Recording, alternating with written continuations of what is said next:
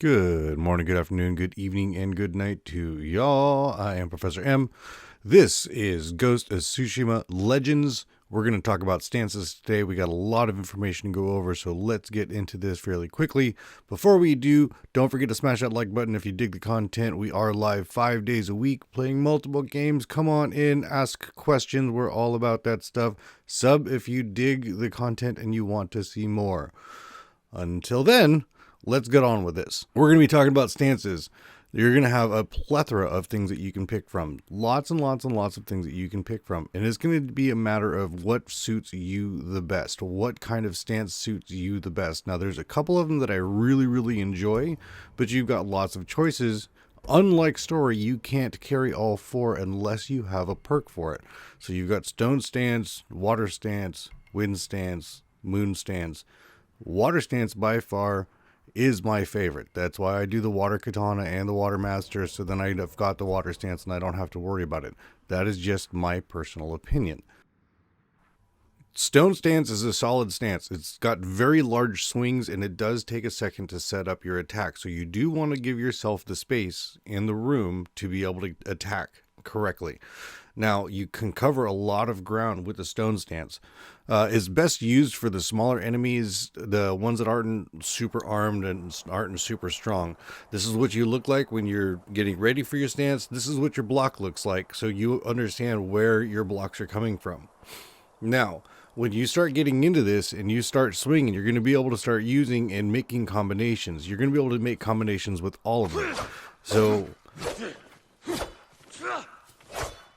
follow it up with a light hit, and you give yourself a couple of extra swings.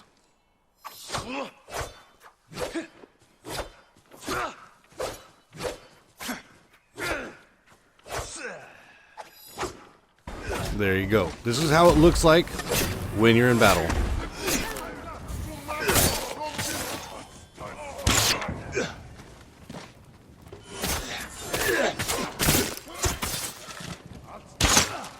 Ow.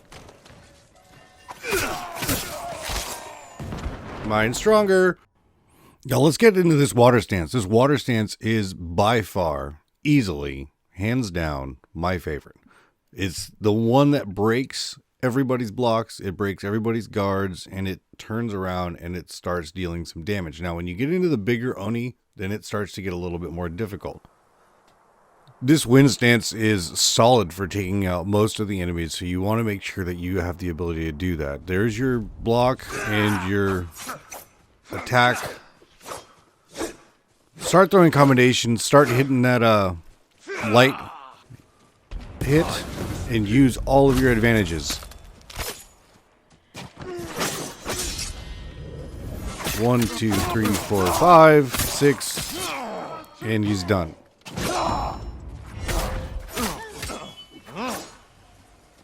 Set it up.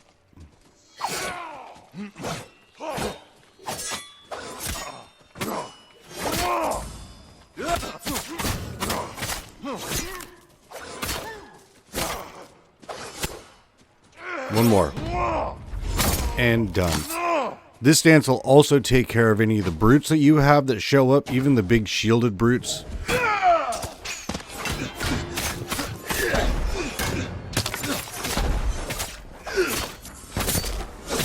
And done.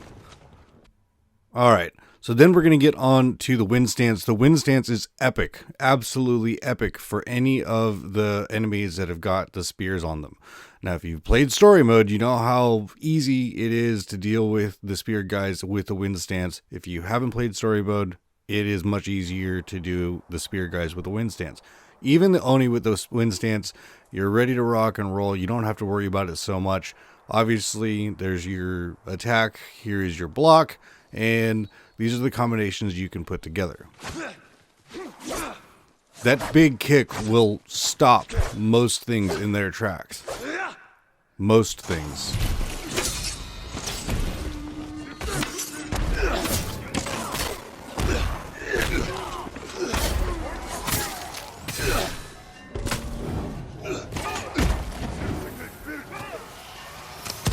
Love having teammates. Ghost returned the Oni to its realm.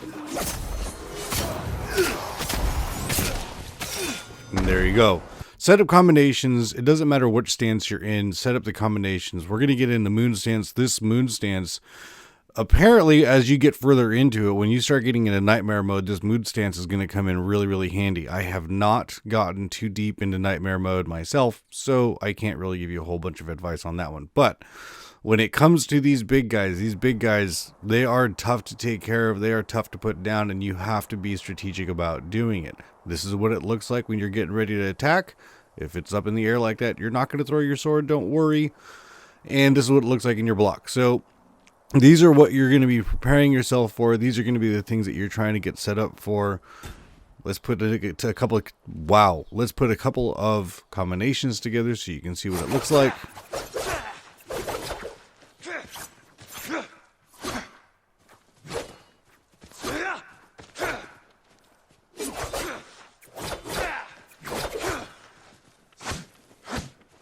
Like I said, that kick will interrupt just about any brute attack or the large Oni attacks.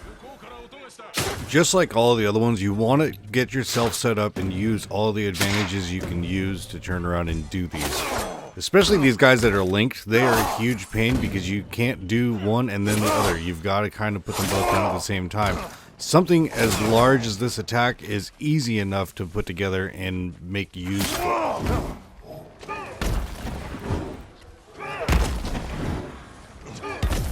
You're going to see here in a minute, I'm going to use that.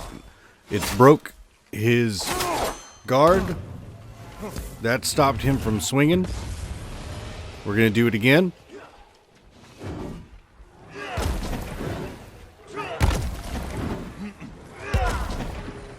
Break the guard. Now, attack. Boom. Break the guard. And attack. As the Oni's steps shook the ground. Break the guard and attack.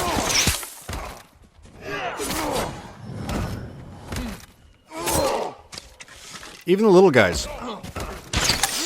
Little guys want some too. And he's dead.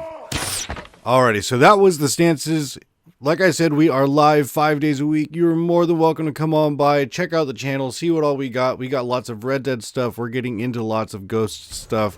Thank you guys so much for watching. If you dig the content, don't forget to smash that like button on your way out the door. If you dig the content and you want to know more, don't forget to smash that subscribe button. And we will see you on the next stream. Thank you guys so much. Have yourselves a good rest of your day. And as always, have fun gaming.